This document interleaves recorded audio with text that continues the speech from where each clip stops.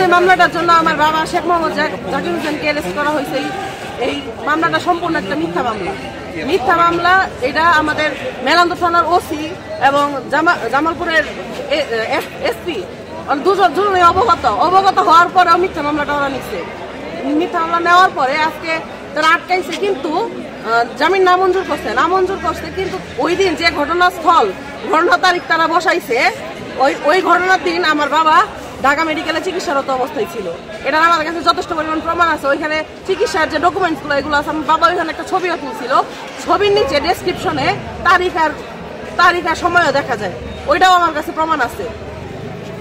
পরে আজকে অ্যারেস্ট করার পরে গ্রামের মানুষ যখন শুনছে, গ্রামের মানুষের নামে এই মামলা মিথ্যা আসামি দিছে। দেওয়ার পর গ্রামের মানুষ সবাই ছুটে আসছে।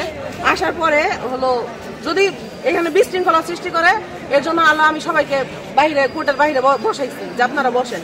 বসানোর পরে আমি ভিতরে ঢুকতে লাগছি। ঢুকার সময় আমার বড় ফুপুকে সহ আমাকে ধাক্কা দিয়ে, আমার বড় ফুপুর চুল ধরে ধাক্কা দিয়ে ফালাই দেয়। আমি আগাইতে লাগছে, আমার সহ ধাক্কা দিয়ে এক মহিলা পুলিশ ফালাই দিছে। ফালাই দেওয়ার পরে আমি অমনি আবার গেছি ভিতরের দিকে। যাওয়ার পরে এক মহিলা পুলিশ আমার তলপেটে লাথি মারার পরে আরেকজন হলো কলার চাইটা এরকম করে ধরছে। ধরার পরে আমি ধাক্কা দিয়ে সরাই দিতে লাগছি। তখন একজন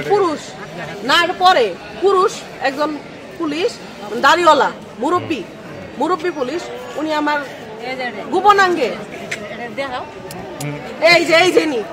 এটা ওই পুলিশ আমার গোপনাঙ্গে হাত দিছে। দেওয়ার সাথে সাথে আমি ওনার কলার ধরছি, ধরে দিকে সরাই নিয়ে গেছি।